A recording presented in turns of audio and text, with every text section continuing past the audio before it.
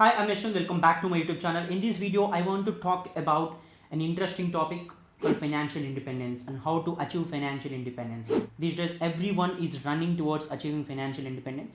What actually financial independence is? In general, consider an example of your parents or grandparents. In general, take a scenario that they worked in their 20s and they worked in their 30s and they work till 50 or 55 and they retire from their job. So this is in general what retirement is. They retire at almost 55 or 58 years, and some people will take early retirement at 48 or 50. This is the general scenario of retirement, and this is what we know about retirement. But what if I say nowadays people are retiring at 30 and 35 to enjoy the rest of their life? So this is what financial independence is. Financial independence is all about living your life without depending on monthly income. And how can you actually achieve that? By building multiple income sources, by saving a lot, by earning a lot, by investing in multiple assets. So there were many ways that you can achieve financial independence. And yeah, financial independence is all about, even though you're not getting salary for few months, you can still able to survive for the rest of the life. So that is what financial independence is. People these days, especially Gen Z, are believing that they need to achieve financial independence before 30 so that they can enjoy the rest of their life. So this is the hustle mindset that is provoking people to go in this way. There were many people who achieved even before the 25, and there were people who are achieving at 30s. It is still possible to achieve financial independence, but only if you follow few things. In this video, I will share everything that you need to know to achieve financial independence in a decade. Even the roadmap that I was following to do the same, because no one want to work till the end of their life, right? So people want to explore at least 50% of their life. See, more often people assume financial independence in a wrong way. People feel like financial independence is all about not working for the rest of the life, but it is not. Financial independence is all about working what you love to do. It's like if you are passionate about something, if you're passionate about creating YouTube videos and you don't want to work any other thing, then if you have the flexibility to do it, so even though you're not earning monthly, but if you can still able to it is what financial independence is. It's like even though you're not getting any money from the passion or the thing that you love to work, but still you can able to survive for the rest of the life. So that is what financial independence is. Financial independence is not only about becoming money rich but also time rich. It's like if you have the ability to replace money with time, then it means you are financially independent. You have the ability to outsource or delegate your work for money. Here you are saving time, but you are spending money. You also need to become time rich to achieve this phase of financial independence. So in this video, I will cover step-by-step roadmap to achieve financial independence. If you are someone who is willing to achieve financial independence in the next decade, then this video will really help you. Let's get into the video.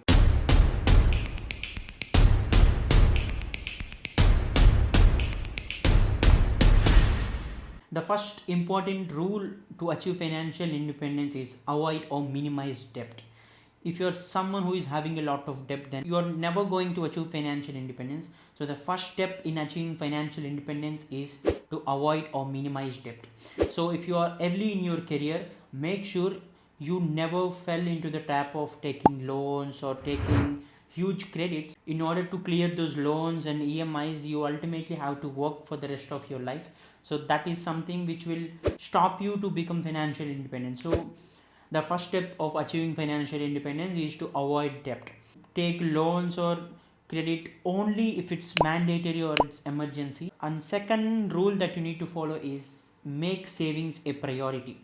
So in general, what we do, we spend all our salary first, and then we thought about saving. Whatever the money that is left from your expenses, you will use that for savings. But instead of that, make saving a priority. Make savings first and then expenses second. So in this way you can save a lot, because if you are left with only few money, you will reduce your expenses. It will help you to get more discipline on finances. And number 3 is purchase something only if you can afford it twice. If you want to purchase an iPhone worth 70,000, so make sure you purchase it only if you have 1,40,000 in your savings.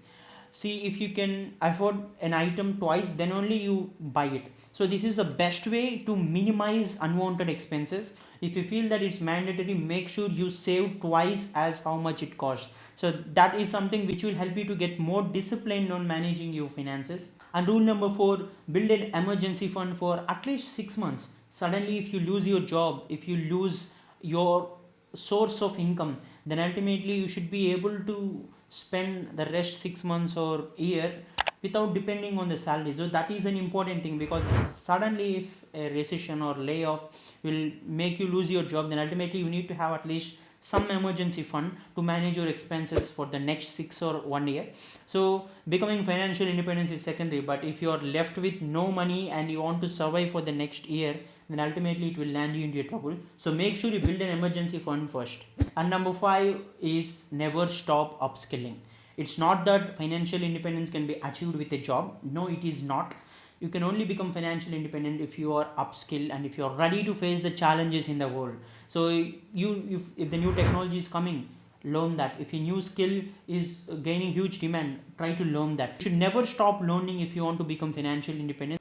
And number 6, and which is very important to become financially independent, is build at least 2 income streams. If you can consider any rich in the world, so they are not depending on single source of income, they have already built multiple income sources. So it might be job based income, might be investment based income, it might be side hustle based income, it might be dividend based income. If you're doing your job, make sure you at least have one side hustle or one passion which is helping you to earn some money.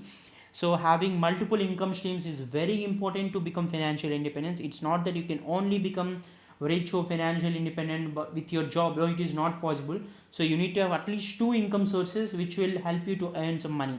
So the reason is simple. Even though you lose your job, you have other income sources which will help you to survive. And in the end, like if your other income streams are earning more, you have the flexibility to leave your job. So that is the beauty of having multiple income sources. And number 7 important rule is start investing at least 20% of your monthly income. It might be investing in stocks, or it might be investing in mutual funds, so whatever it might, you need to diversify your investment portfolio, but make sure you invest at least 20% of your income. That is really important, because you cannot directly put all your money on savings account and expecting it to grow. It will not, because the inflation rates are going high. It's important to invest in places where you will get more returns than the inflation rate. So that is very much important. You also need to take some risk on investing on equity. So this is very important to achieve financial independence. And number 8, understand the differences between assets and liabilities. So it is very important. Just because your neighbor bought a car, there is no rule that you need to bought a car, because car these days is a liability. Because buying a car these days is not an asset, it is becoming a liability, because you need to take care of the maintenance, you need to take care of everyday diesel and all.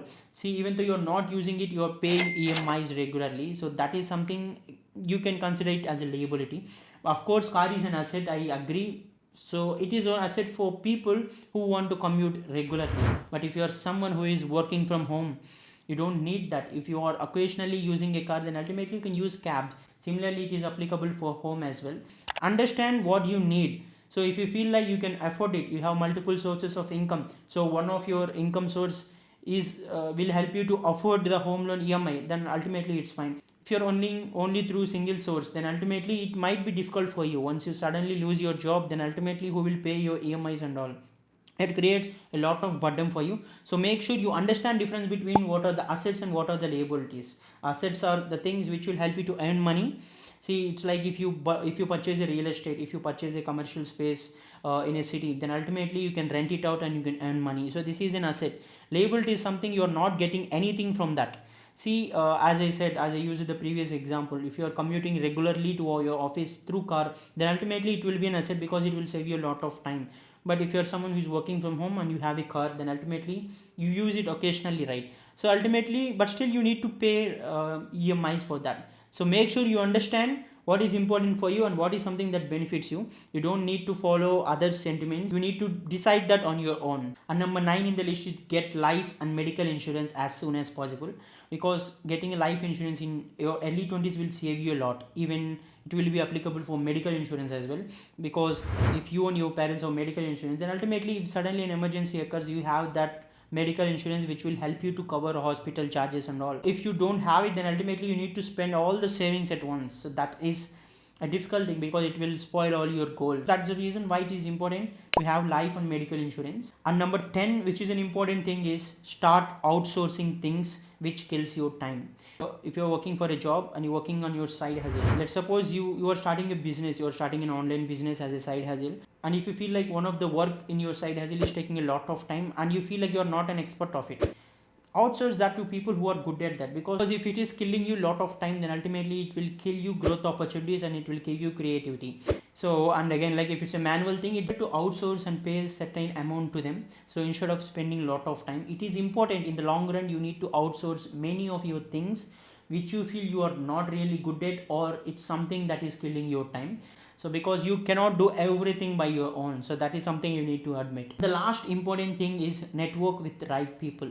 See, whether you become rich or financially independent, it all depends on your network. You can only dream high when you are surrounded with people with similar dreams. If you are surrounded with people who don't have any aspirations, who don't have any goals, then ultimately you will have the less scope to explore these different things, right? So it might be exploring new skills, it might be exploring new passive income options, exploring new side hustle ideas. So it all depends on your network, so choose your network wisely. These are all the 11 rules which are very much important to achieve financial independence in the next 10 years. So it's not that you need to spend 24 hours working for things, you don't need that, but whatever the time that you are using to explore things, to work, make sure you plan wisely. That is very much important. So I hope it would be helpful. Please share this video in your network, and also please like this video. Also, if you are a new visitor to my channel, please subscribe to my channel. Thank you.